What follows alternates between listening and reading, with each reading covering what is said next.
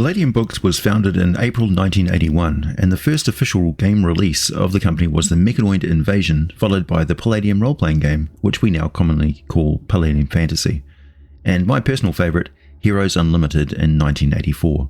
Many people will instantly recognise the Teenage Mutant Ninja Turtles, but not know it was a fantastic role-playing game before it was a globally syndicated cartoon series which went very mainstream and is popular to this day. Palladium books are usually softcover, perfect bound, and have black and white interior print with pretty good artwork and a lot of solid, crunchy, good game resources packed into every page. These books have lasted the distance despite often being a lower cost than the usual hardcover books printed by other publishers. Palladium created what is called their Megaversal rule system, which was highly innovative at the time and allowed players to combine all the different game titles and settings as they saw fit, thanks to all the books sharing a universal rule system. The system has seen changes and expansions over the decades, but it was perfectly workable 20 years ago as it is today. However, now the company has introduced a version of their popular post-apocalyptic science fantasy setting Rifts, which uses the Savage Worlds rules system, which adds more options for people who love the settings but find the rules difficult to master. Compared to other popular well-known role-playing rule sets, Palladium is fairly advanced and more closely matches a realistic style of play, rather than the very stylized and simplified rule set. Today, I'm going to go into some detail on how magic, psionics, and the supernatural are handled by the rules, and the theories behind the rules which inform adventure building and gameplay. So, settle back, grab yourself a tasty beverage, we're about to get deeply nerdy. Also, hello, my name is ajpickett. I make videos about monsters, aliens, and other fantastic stuff. I also cover a lot of different role-playing games in some detail and am known for doing my research, answering comments and questions, and promoting the role-playing hobby to new players whenever and wherever I can. This video is mainly for folks who have never heard of or never played the game before, but big hugs to all the Palladium grognards like me who are watching the video. Spread the word. Let them know we are still playing the game in numbers, and you love it like I do. In terms of how the system handles magic and psionics, both are treated as distinct and separate types of abilities, with their own unique rules and mechanics. Magic is generally viewed as a more traditional form of spellcasting involving the use of rituals, incantations, and magical ingredients to cast spells, while psionics, also point-based, handles the use of mental powers and abilities such as telekinesis, telepathy, and clairvoyance. Psionic powers are often more subtle and versatile than magic spells and can be used in a wider range of situations. Overall, the Megaversal rule system offers a flexible and dynamic approach to magic and psionics, allowing players to create an infinite variety of characters with unique and exciting abilities. The base concept for magic is firmly inspired by real-world folklore, occultism, and mysticism. So closely does it match up with real legend and lore that each of the Palladium book titles features a warning declaration at the start, which states the company view that magic, psionics, and other extraordinary abilities are purely fictional, not meant to be taken too seriously. This is a game, not a magic instruction manual.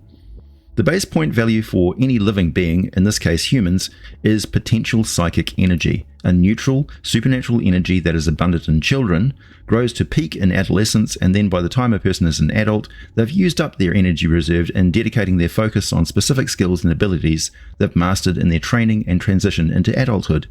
Psionic power, for those who have it, is one such specific focus for their potential psychic energy, turning it into actual psionic powers.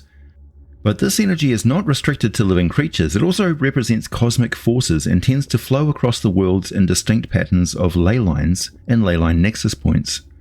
I'll read directly from my 30th anniversary numbered and signed edition of the revised second edition of Heroes Unlimited, though I think the second edition of Beyond the Supernatural has a more comprehensive description of potential psychic energy, as the theme of that setting book is more like the X-Files, Ghostbusters, or Stranger Things.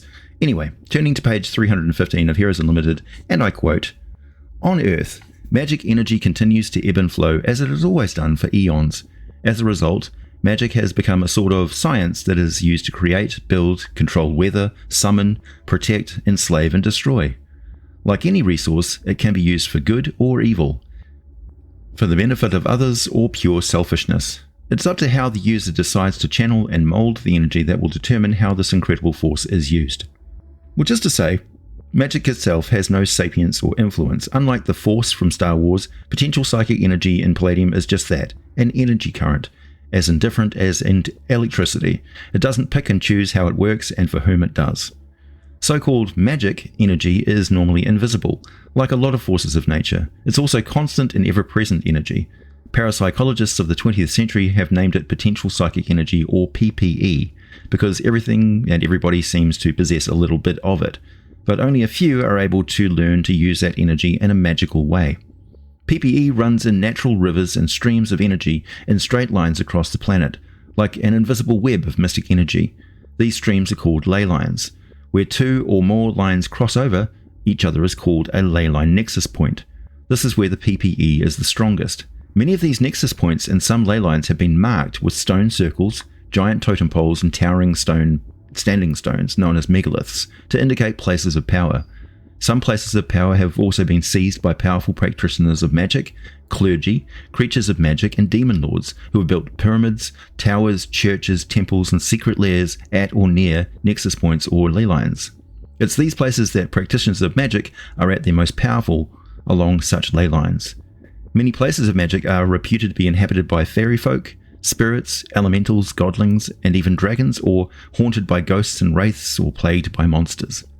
Palladium's Megaverse presents this ebb and flow as a cosmic system, a common denominator of all worlds, some of which, like the modern parallel reality of Heroes Unlimited Earth, where superpowers, super science and alien visitors are all quite real, is said to currently be in a low magic state. The flow is weak, therefore magic and the supernatural are rare, restricted mainly to such concentrated sites of magical energy, and most importantly, the world at large is ignorant of the fact this stuff is actually real and not just fairy tales, ghost stories and folklore. Anyone claiming that is real is considered to be a crackpot, a few cans short of a full pantry, fake, a charlatan, even dangerously psychotic, drugged to the eyeballs and thrown in a padded cell by the nose spikes in the white coats. Everyone loves to read about myths of the times of gods that walked the earth, playing merry havoc in the lives of the ancient Greeks and so on. But nobody thinks that this stuff really happened. It's all allegory and moral tales wrapped in far-side stories and ancient religions. Palladium's Megaversal rules take the opposite position, and we have a wonderful opportunity to roleplay in a reality where this is not the case. Actually, this stuff is real. There were ancient periods of high magical activity, and thus magic and the supernatural fit snugly into any world setting you like. If you decide to include it, so Iron Man, the Hulk, Doctor Strange, and Iron Fist all make perfect sense in the Palladium Megaverse. But what if such a time of high magic energy was taken to the logical extreme? What if Earth became what is known as a planar nexus? A location so supercharged with magical energy, it was actually visible as massive walls of glowing power coursing across the planet. Where those lines meet, the energy was strong enough to spontaneously tear open gateways to other dimensions, some of which, like Phase World in the Three Galaxies, has been artificially controlled by an ancient species known as the Prometheans for eons, and is well-known dimensional hub, where transdimensional species travel as casually through it as if it was LA International Airport, connecting so many locations and alternate realities, pretty much anything goes. There is the Phase World and Three Galaxies setting and resource books for exactly that style of gameplay, and the Rift's RPG setting represents a not so distant future where a limited nuclear war actually kicked the planet into super high magic mode and turned it into a dimensional hub with no control whatsoever. In order to understand how that happened, let's go back to the book and hear how potential psychic energy is actually generated and used by people to create magical effects, starting with why megalithic structures are commonly found in magic-rich locations. Some megalithic structures have astronomical significance, often indicating the dawn of winter and summer solstices, planetary alignments, and other astronomical occurrences. The reason for this is these occurrences cause the potential psychic energy to dramatically increase for a brief period of time, lasting a few minutes to several hours. During these power surges, a magic practitioner can use the sudden burst of energy to create powerful magic, open a portal to other worlds, or draw on increased energy. This can also be a dangerous time that attracts dark forces seeking the mystic energy for evil purposes. The opening of random dimensional portals can unleash all sorts of strange and horrible things, and even alternate Earths from the past and the future. Practitioners of magic clearly need a lot of mental discipline in order to not only tap into this powerful supernatural force, but also need to master the potential psychic energy within themselves.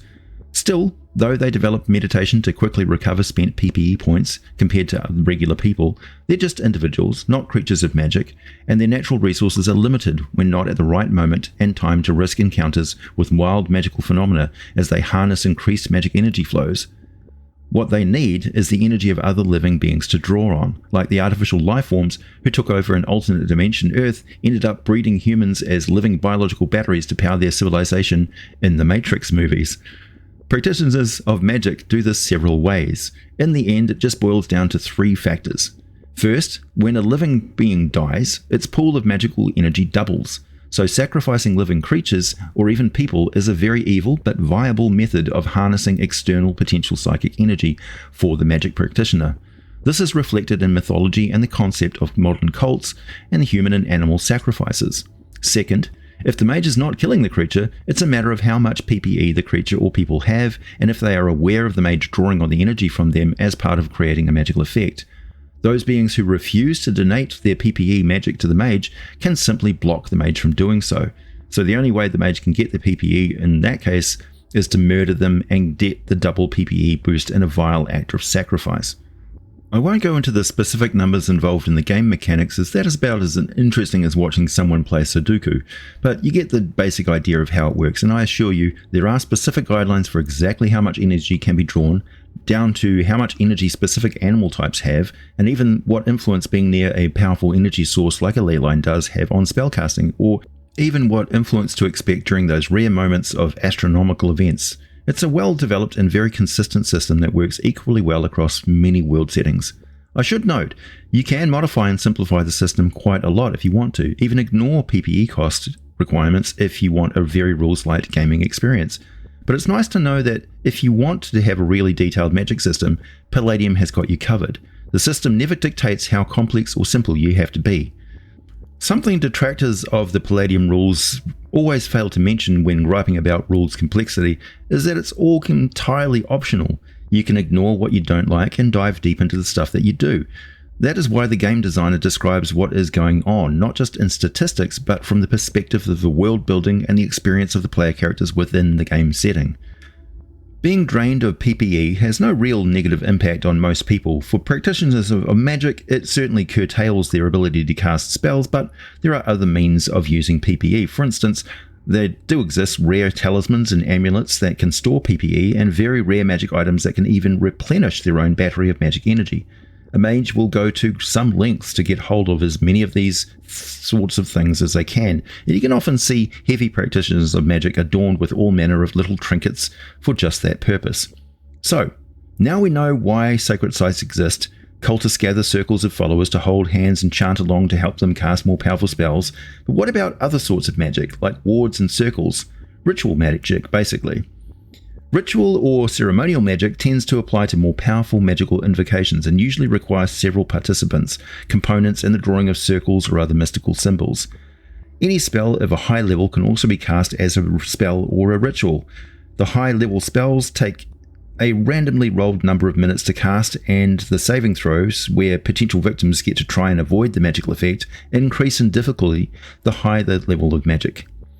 Tons of other magical techniques and styles exist, with a lot of knowledge from past magical surges on the planets being lost or hidden away, or only passing down through a select few. In Palladium, you'll often see references to the time of 1,000 magics or some such. Magic can also be combined and manipulated via high technology or natural talent. They call this techno-wizardry. All that being said, now we have a much better understanding of what combination of elements result in a tremendous cosmic and humanitarian disaster that led to the Rift's cataclysm. So now I will quote directly from the Rift's Wikipedia page, and you will have a much better foundation for understanding how the cataclysm happened. Rifts begins with 2 future historical premises. First, a golden age of humanity occurs with tremendous advances in science, technology, military, and society. Humanity as a whole is at peace as a majority of Earth's nations decide to cease war and begin sharing ideas and technology freely.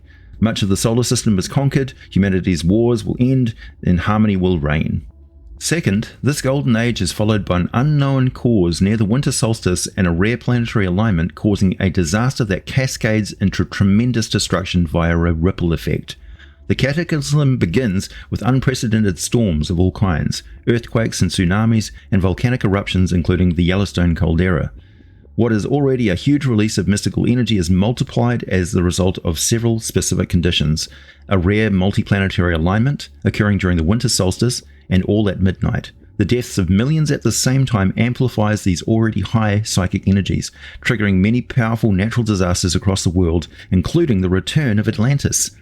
The energy released from the deaths of millions more in turn releases even more mystic energy, causing more disasters and a vicious cycle. Ultimately, the total destruction brings an unprecedented energy release of billions. Leyline networks that crisscross the globe are energized as never before, causing rifts to open on Earth and through the Megaverse. Untold numbers of alien beings are pulled from their own homeworlds, while great powers of the Megaverse are alerted of a new and valuable planet to conquer. For hundreds of years after the Holocaust, many creatures, both mystical beasts and alien beings, come through the rifts, some of them now permanently opened, to wreak additional havoc. The old world gone, a new dark age dawns, and humanity's shrinking population is reduced due to catastrophic and domestic failure immeasurably. This period is covered in Palladium's Rifts Chaos Earth spin-off series, of course. Rifts initially takes place in 101 PA, PA meaning post-apocalypse, the equivalent to the year 2387. 289 years after this event, the post-apocalypse calendar was established by the formation of the Coalition States in 2286, centered in a huge Ark City complex called Chi-Town. And there you have it, folks. I hope this proves useful to you and sparks your interest in playing this epic RPG system with its wide range of genres, still very actively supported by the Palladium Books company, now with the option of using the Savage Worlds RPG system to play the same settings. My name is AJ Pickett, your guide to aliens, monsters, and role-playing games. Thanks for listening, and as always, I'll be back with more for you